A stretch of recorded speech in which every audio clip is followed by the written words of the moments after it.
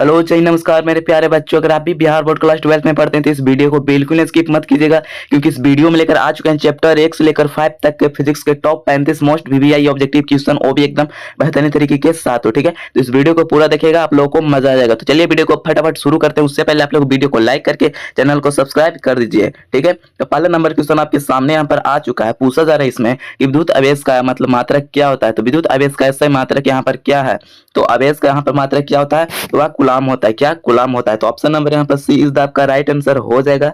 Option number C is the correct answer हो जाएगा। ठीक है, चलिए दूसरा नंबर क्वेश्चन में इसमें यहाँ पर पूछा जा रहा है कि सामान्य चिन्ह के आवेश के बीच बल कैसा होता है।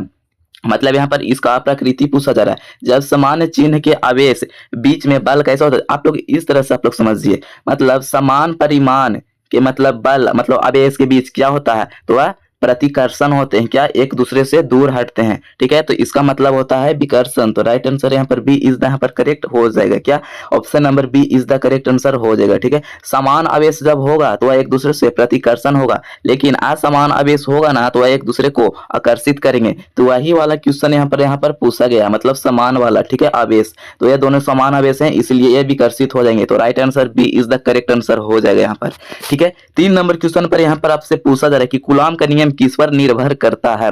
मतलब कूलाम का नियम किस पर निर्भर यहाँ पर करता है, तो 3 का राइट आंसर यहाँ पर किस पर निर्भर करेगा, यह तो यह दूरी पर निर्भर करता है। क्या दूरी पर निर्भर करता है। तो राइट आंसर यहाँ पर B is the correct answer इसका हो जाएगा। ठीक है, 4 नंबर क्वेश्चन में यहाँ पर आपसे पूछा जा रहा है कि विद्युत क्षेत्र की इकाई क्या होती है। मतलब विद्युत क्षेत्र का यहाँ पर मात्रक पूछा जाता है, मतलब जा रहा है। तो यहाँ पर इसका 2 मात्रक हो जाता है। क्या एक न्यूटन बटा कूलाम होता है और एक वोल्ट बटा मीटर होता है। तो इन दोनों में से किसी को आप लोग मिलाकर राइट आंसर मार लीजिए। ठीक है, तो ए इज यहाँ पर करेक्ट आंसर हो जाएगा, न्यूटन बटा कूलाम। ठीक है, तो ऑप्शन नंबर यहाँ पर ए इज द करेक्ट आंसर हो जाएगा। ठीक है, 5 नंबर क्वेश्चन में यहाँ पर आपसे पूछा जा रहा है कि विद्युत क्षेत्र रेखाएं किस दिशा में जाती है। मतलब विद्युत क्षेत्र की दिशा किस प्रकार की होती है, तो वह प्लस से माइनस की ओर होती है। मतलब धन आवेश से शुरू होती है और ऋण आवेश की ओर रुकती है। ठीक है, तो यहाँ पर इसका राइट आंसर हो जाएगा मतलब धनात्मक से ऋणात्मक तक। तो ऑप्शन नंबर बी इज यहाँ पर करेक्ट आंसर हो जाएगा आपका। ठीक है, 5 नंबर क्वेश्चन का इसमें पूछा जा रहा है 6 नंबर क्वेश्चन में कि विद्युत विभव की इकाई क्या होती है। तो विद्युत विभव की इकाई यहाँ पर क्या होती है,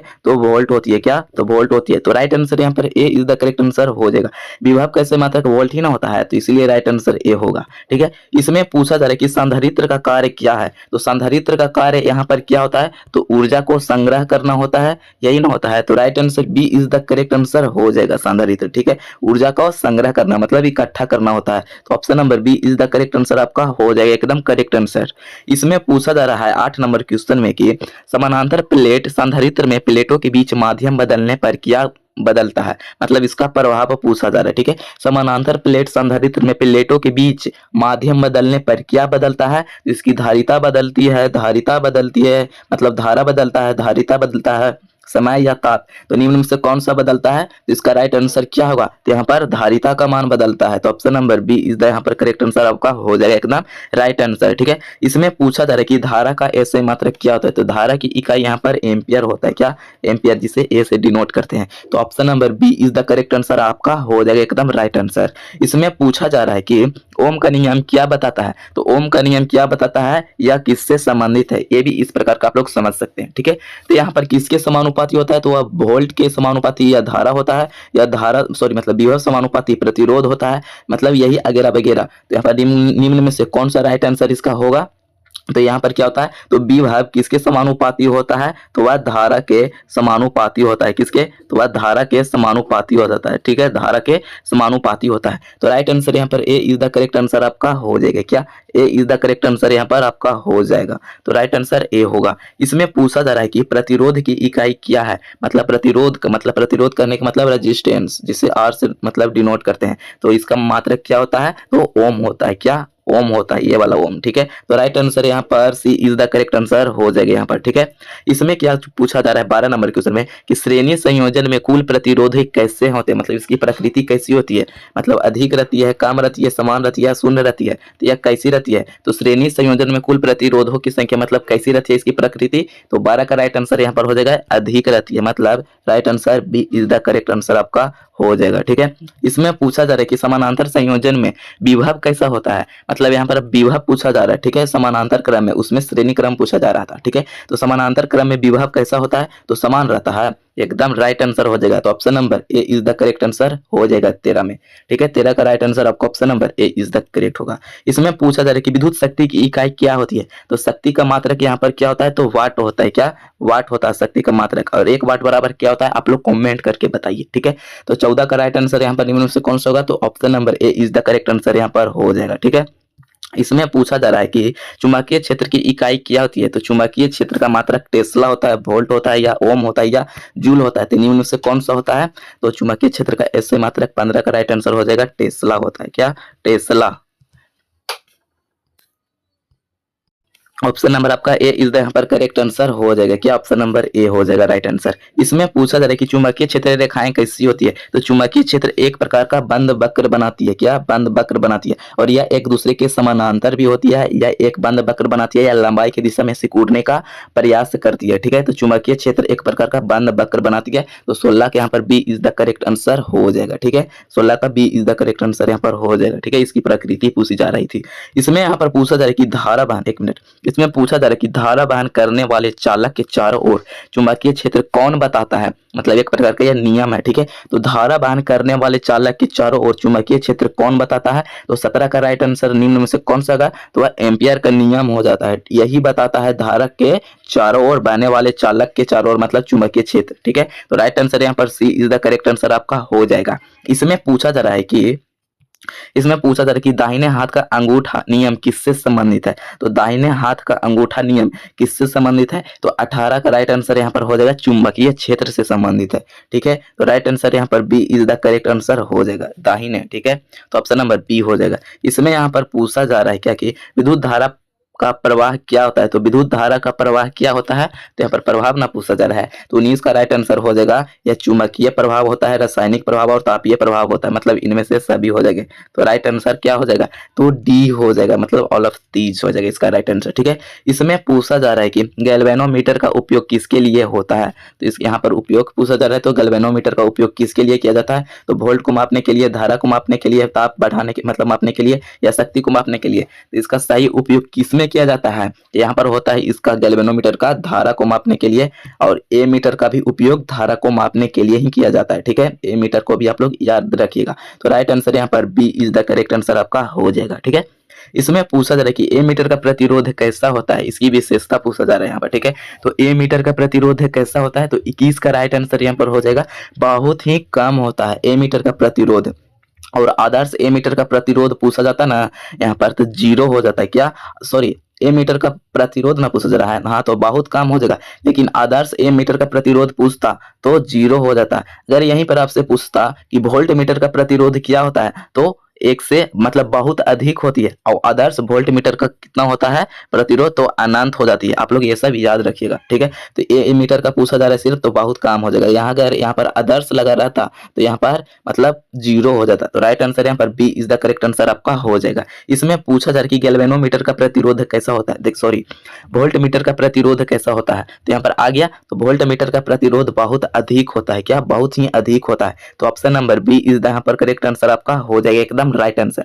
अगर यहाँ पर आपसे पूछा जाता है कि आदर्श वोल्ट मीटर का प्रतिरोध कैसा होता है, तो वह अनंत होता है। क्या अनंत होता है, तो इसलिए राइट आंसर बी होगा यहाँ पर। ठीक है, इसमें पूछा जा रहा है कि प्रेरण, 1 मिनट, प्रेरण किससे संबंधित है। तो प्रेरण किससे संबंधित है, तो राइट आंसर यहाँ पर हो जाएगा चुंबकीय क्षेत्र से संबंधित है। कौन, तो प्रेरण। तो राइट आंसर यहाँ पर B is the correct answer आपका हो जाएगा। इसमें पूछा जा रहा है कि फैराडे का नियम किससे संबंधित है। क्या, तो फैराडे का नियम किससे संबंधित है, तो यहाँ पर हो जाएगा यह चुंबकीय प्रेरण से संबंधित है। फैराडे का नियम चुंबकीय प्रेरण से संबंधित है। तो राइट आंसर बी हो जाएगा। इसमें पूछा जा रहा है कि लेंज का नियम किससे संबंधित है। तो लेंज का नियम किससे संबंधित है और यह किस सिद्धांत पर आधारित होता है। तो लेंज का नियम ऊर्जा संरक्षण सिद्धांत पर आधारित होता है। लेकिन यह निम्न में से किससे संबंधित है, तो धारा से संबंधित है, प्रेरण से संबंधित है, ताप से संबंधित है, या शक्ति से संबंधित है। तो 25 का राइट आंसर यहाँ पर हो जाएगा यह प्रेरण की दिशा से संबंधित है। तो राइट आंसर यहाँ पर बी इज द आपका करेक्ट आंसर हो जाएगा। ठीक है, इसमें पूछा जा रहा है कि सेल का ईएमएफ मतलब विद्युत वाहक बल किसमें मापा जाता है, और इसका इकाई पूछा जा रहा है। ठीक है, मतलब सेल का विद्युत वाहक बल किस में मापा जाता है, तो वह ओम में मापा जाता है, एम्पियर में मापा जाता है, वोल्ट में मापा जाता है या टेस्ला में मापा जाता है। तो 26 का राइट आंसर हो जाएगा इसका वोल्ट में मापा जाता है। इलेक्ट्रोमोटिक फोर्स इसी को बोलते हैं, ठीक है। ईएमएफ का मतलब होता है विद्युत वाहक बल, और ये एक प्रकार का ऊर्जा है, लेकिन इसका मात्रक वोल्ट हो जाता है। क्या वोल्ट हो जाता है किसका, तो ईएमएफ का। तो राइट आंसर यहाँ पर ए इज द करेक्ट आंसर हो जाएगा आपका। इसमें पूछा जा रहा है कि आंतरिक प्रतिरोध किस पर निर्भर करता है। एक मिनट छोटा, आंतरिक प्रतिरोध किस पर निर्भर करता है, तो लंबाई पर करता है, क्षेत्रफल पर करता है या पदार्थ पर। तो मतलब 27 का राइट आंसर हो जाएगा, यह सभी पर निर्भर करता है। कौन, तो या आंतरिक प्रतिरोध। तो राइट आंसर यहाँ पर D is the correct answer आपका हो जाएगा, ठीक है। इसमें पूछा जा रहा है कि विद्युत ऊर्जा की इकाई क्या होती है, तो ऊर्जा के एस से मात्रक क्या होता है, तो वाट होता है, जूल होता है, वोल्ट होता है या टेस्ला होता है। तो ऊर्जा को कौन नहीं जानता है, इसका मात्रक जूल हो जाता है। तो right answer A is the correct answer आपका हो जाएगा।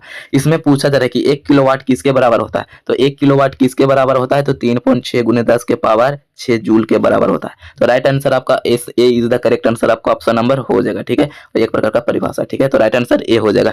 इसमें पूछा जा रहा है कि चुंबकीय फ्लक्स की इकाई क्या होती है, तो चुंबकीय फ्लक्स का मात्रक यहाँ पर क्या होता है, तो वेबर होता है या टेस्ला होता है, वोल्ट या एम्पियर। तो निम्न में से कौन सा होता है चुंबकीय फ्लक्स का एस सही मात्रक, तो 30 का राइट आंसर हो जाएगा। तो वेबर होता है, क्या वेबर होता है। इसको शॉर्टकट में WB भी लिख सकते हैं आप लोग, ठीक है। तो राइट आंसर यहाँ पर ए इज द करेक्ट आंसर आपका हो जाएगा। इसमें पूछा जा रहा है कि ट्रांसफार्मर किस सिद्धांत पर कार्य करता है, मतलब काम करता है। तो ट्रांसफार्मर किस सिद्धांत पर कार्य करता है, तो 31 का राइट आंसर हो जाएगा, या फैराडे के नियम पर कार्य करता है। तो option number A is the B is the correct answer आपका हो जाएगा, ठीक है। यही ना होगा जी, हाँ फैराडे के नियम पर। तो राइट आंसर बी हो जाएगा। इसमें पूछा जा रहा है कि अल्टरनेटिव का फुल फॉर्म मतलब एसी का फुल फॉर्म क्या होता है, तो अल्टरनेटिव करंट होता है। क्या अल्टरनेटिव करंट होता है। तो ऑप्शन नंबर यहाँ पर क्या हो जाएगा, तो ए इज द करेक्ट आंसर हो जाएगा, ठीक है। जिससे आप लोग प्रत्यावर्ती धारा बोलते हैं, इसी को ना एसी को ना प्रत्यावर्ती धारा बोलते हैं। तो हाँ, और डीसी का फुल फॉर्म पूछा जा रहा है तो डायरेक्ट करंट हो जाएगा इसका। क्या डायरेक्ट करंट, तो ऑप्शन नंबर ए हो जाएगा, जिसे आप लोग दिष्ट धारा बोलते हैं। क्या दिष्ट धारा। तो राइट आंसर आपका ऑप्शन नंबर ए हो जाएगा। इसमें पूछा जा रहा है कि पावर फैक्टर का मान अधिकतम कितना होता है, तो पावर फैक्टर का मान अधिकतम कितना होता है, तो 34 का राइट आंसर यहाँ पर हो जाएगा, वह 1 होता है। ज्यादा से ज्यादा उसका मान 1 हो सकता है, ना कि 1 से अधिक होता है, ठीक है। तो बी इज द आपका करेक्ट आंसर हो जाएगा। इसमें पूछा जा रहा है कि चुंबकीय क्षेत्र में चलती आवेशित कण पर बल किस दिशा में लगता है, तो चुंबकीय क्षेत्र में चलती आवेश कण पर बल किस दिशा में लगता है, तो गति के समान लगता है या क्षेत्रफल के समान लगता है, या दोनों में लंबवत होता है या शून्य होता है। तो 35 का राइट आंसर हो जाएगा। तो यह गति के समान भी लगता है और क्षेत्र के भी समान लगता है, मतलब यह दोनों के लंबवत एक प्रकार का चलता है। किसके लंबवत चलता है, तो चुंबकीय क्षेत्र और आवेशित कण ये एक दूसरे के लंबवत चलती है। तो राइट आंसर आपका option number C is the आपका करेक्ट आंसर हो जाएगा, ठीक है। तो आपका 35 मोस्ट VVI ऑब्जेक्टिव क्वेश्चन आपका कंप्लीट हो चुका है। तो इसके लिए वीडियो को लाइक करके चैनल को सब्सक्राइब आप लोग कर दीजिए, ठीक है। अगले वीडियो में मिलेंगे।